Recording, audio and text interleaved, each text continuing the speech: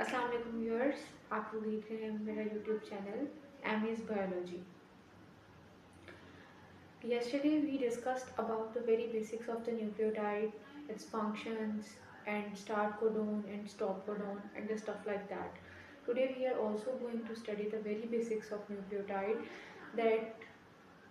That means that as we know that proteins, in case of protein, amino acids are the building block. So now we try to explore that what are the building blocks of the nucleic acids. So here comes the role and important function of the nucleotides. Basically nucleotides क्या होते हैं, कल जैसे हमने पढ़ा कि nucleotides जो हैं उनका वैरायटी ऑफ रोल होता है सेल के मेटाबॉलिज्म के अंदर। ठीक, इसके अलावा एनर्जी करेंसी है ये मेटाबॉलिक ट्रांजैक्शंस की। मेटाबॉलिक ट्रांजैक्शंस के अंदर क्या चीज़ें होती हैं कि किस तरह से हमारे पास जो है कैटाबॉलिज्म और एनाबॉलिज्म के दरमियान में जो इंटरमीडिएट्स बन रहे होते हैं वो किस तरह से ट्रांजैक्शंस करते हैं, एक जगह से दूसरी जगह जाते हैं या अपनी जो भी उनके इंटरमीडिएट्स हैं उनको एक जगह से दूसरी जगह और मैसेंजर्स को के थ्रू भेजते हैं। ठीक है, तो उसके लिए जो एनर्जी करेंसी है, जो एनर्जी है वो कहाँ से आती है? न्यूक्लियोटाइड से।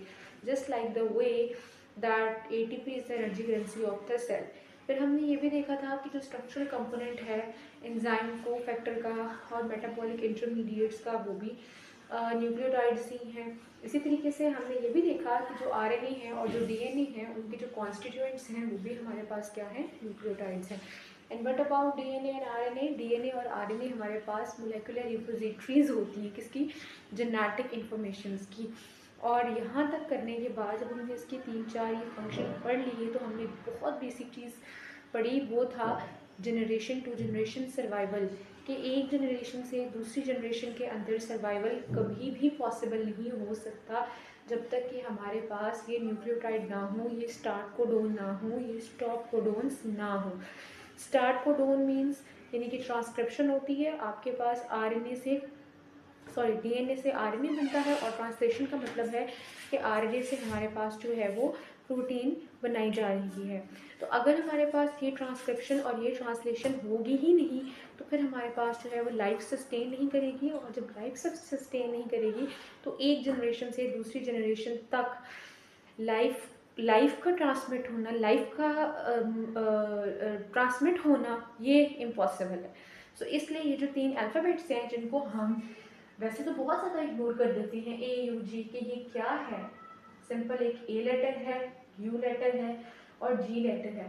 ठीक है, कि ये बहुत सिंपल सी एक चीज़ है कि हमारे नज़दीक ये 3 अल्फ़ाबेट्स हैं, लेकिन यूनिवर्स के नज़दीक ये लाइफ सस्टेनिंग एलिमेंट्स हैं जिन जो स्टार्ट कोडोन है, जो आपकी बॉडी के अंदर, मेरी बॉडी के अंदर, हम सब की बॉडी के अंदर ट्रांसक्रिप्शन का प्रोसेस करवाते हैं, ट्रांसलेशन का प्रोसेस करवाते हैं, और इसी तरीके से हमारे पास फिर क्या होती है? ट्रांसलेशन के रिजल्ट में प्रोटीन बनती है।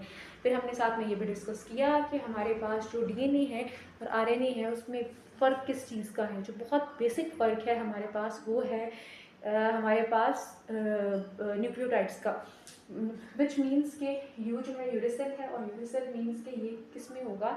RNA के अंदर, और जो T है थायमिन वो किसके अंदर होगा? वो हमारे पास जो T इज फॉर थायमिन, ये हमारे पास DNA के अंदर मौजूद होगा।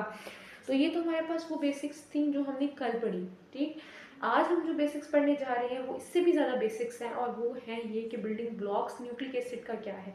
जैसे हमने पढ़ा कि प्रोटीन के बिल्डिंग ब्लॉक्स हैं, और प्रोटीन के बिल्डिंग ब्लॉक्स क्या हैं? अमीनो एसिड्स, कुछ लोग इसको अमीनो एसिड्स भी बोलते हैं। ठीक है, तो प्रोटीन का बिल्डिंग ब्लॉक हमारे पास अमीनो एसिड है। इसी तरीके से, बिल्कुल इसी तरीके से, इसी पैटर्न के ऊपर न्यूक्लिक एसिड के जो बिल्डिंग ब्लॉक्स हैं वो है न्यूक्लियोटाइड्स। ठीक, अब होता ये है कि किसी भी प्रोटीन के अंदर जो भी अमीनो एसिड का सीक्वेंस होता है वो, और किसी भी RNA के अंदर जो न्यूक्लियोटाइड का सीक्वेंस होता है वो, ठीक है, इन दोनों को डिक्टेट करवाना, इन दोनों को स्पेसिफाई करवाने के लिए DNA का न्यूक्लियोटाइड सीक्वेंस ज़रूरी होता है, which means that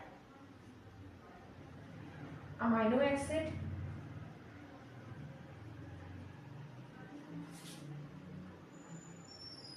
sequence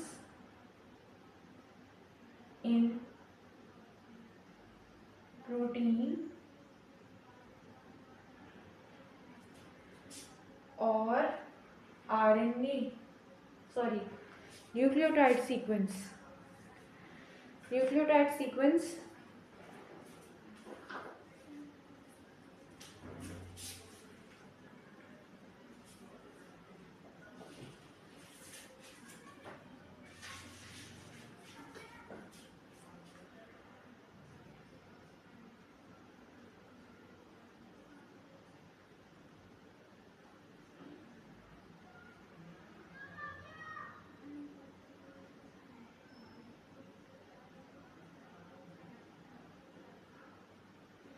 nucleotide sequence in RNA, इन दोनों की डिक्टेशन या इन दोनों को स्पेसिफाई किसने करना है?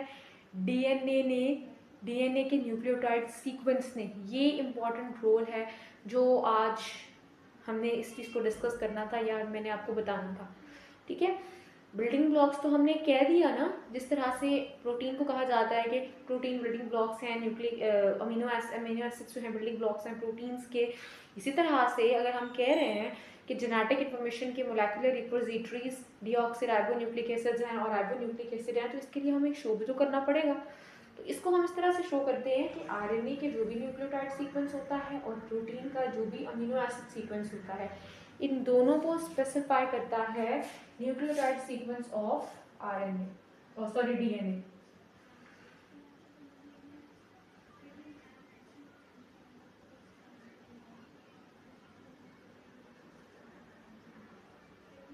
न्यूक्लियोटाइड सीक्वेंस ऑफ डीएनए, ये इन दोनों को स्पेसिफाई करता है। ठीक है, अब यहाँ से हम लोग अपने टॉपिक की तरफ मूव कर रहे हैं और सबसे पहली और सबसे बेसिक चीज़ जो है जो हम पढ़ने जा रहे हैं वो है जीन। जीन क्या है, फिर हम इसमें अलील्स भी देखेंगे। ठीक है, फिर हम जीन के मुख्तलिफ सेगमेंट्स देखेंगे, फिर हम ट्रांसक्रिप्शन को डिटेल में स्टडी करेंगे। इसी तरह से हम ट्रांसलेशन जो है उसको भी फिर हम इसके बाद डिटेल में स्टडी करेंगे। अब कहा यह जाता है कि जीन क्या होता है। बेसिकली जीन जो है ये वो सेगमेंट है डीएनए का that provide information for the functional biological product. ठीक है, ये वो सेगमेंट है आपके पास डीएनए का जो कि इंफॉर्मेशन प्रोवाइड करता है किसी भी बायोलॉजिकल प्रोडक्ट जो फंक्शनल है। ठीक है, अब वो जो फंक्शनल बायोलॉजिकल प्रोडक्ट है वो प्रोटीन भी है। ठीक है, जो आपके पास as a result of translation बनता है। ठीक है, as a result of translation बनता है, ये भी एक फंक्शनल बायोलॉजिकल प्रोडक्ट है। और एक फंक्शनल बायोलॉजिकल प्रोडक्ट आपके पास आरएनए है जो as a result of transcription बनता है। ठीक है, सो इन दोनों के लिए डीएनए का जो सीक्वेंस, न्यूक्लियोटाइड का जो सीक्वेंस या जो सेगमेंट इंफॉर्मेशन प्रोवाइड करता है उसको हम कह देते हैं कि ये हमारे पास क्या है, जीन। इसको क्या कहा जाता है, जीन कहा जाता है। ठीक है, और उसके बाद फिर जीन्स जो हैं उनके ऊपर मुख्तलिफ किस्म के अलील होते हैं और जो जीन्स होते हैं वो एक जनरेशन से दूसरी जनरेशन में ट्रांसमिट होते हैं। एंड वी ऑल्सो नो कि किस तरह से वो एक जनरेशन की क्वालिटीज़ और उनके जो फ्लॉज हैं सब कुछ है वो अगली जनरेशन के अंदर ट्रांसमिट करते हैं। सो ये जीन कहाँ से आया, हम रोज़ पढ़ते हैं कि भाई जीन इस तरह का थे फादर के, इसलिए बच्चा जो है वो इस तरह का है, मदर के जीन्स इस तरह के थे तो इसलिए बेबी जो है वो इस तरह से है।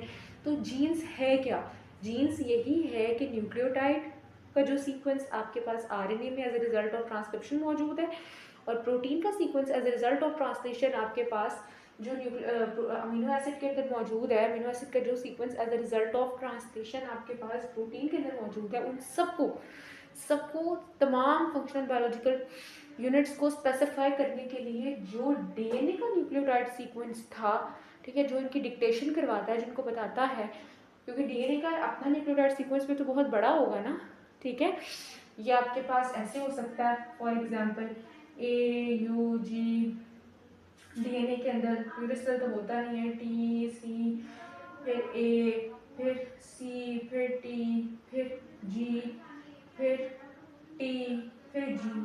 अब इसमें से इस पूरे के पूरे इतने बड़े सीक्वेंस में से सिर्फ और सिर्फ ये वाला जो सीक्वेंस है जो स्टार्ट कोडोन है, ठीक है, ये आपके पास क्या करवा रहा है, ट्रांसक्रिप्शन करवा रहा है, ट्रांसलेशन करवा रहा है, तो इस पार्ट को आप कह देंगे जीन। ठीक है, तो ये आपके पास बहुत ज़्यादा बेसिक इंफॉर्मेशन थी किसकी, अबाउट द जीन। तो व्यूअर्स आज के लिए हमारा यही था कि आज हमने मूव ऑन किया from the very basic step of the nucleotide to the next thing that is basically the genes. उसके बाद अब हम डिफरेंट टाइप्स ऑफ आरएनएस जो है हमारा अगला टारगेट है इंशाल्लाह, वो कल हम अगले टॉपिक के अंदर कल कवर करने की कोशिश करेंगे। और उम्मीद करते हैं कि आहिस्ता आहिस्ता हम अपना ये जो ड्यूरेशन है इसको भी इंक्रीज़ करेंगे। और ड्यूरेशन इंक्रीज़ करने के साथ साथ स्लेनिंजर और स्ट्रार बायोकेमिस्ट्री का जो न्यू एडिशन है उसके जो बहुत ज़्यादा कॉम्प्लेक्स किस्म के और सिंपल किस्म के हर तरह के टॉपिक को कवर करने की जितनी हद तक पॉसिबिलिटी है वो हम कर सकें। तो आज तक के लिए इतना ही, मिलते हैं अगले वीडियो में आपके साथ। देखते रहिए एमएस लर्न।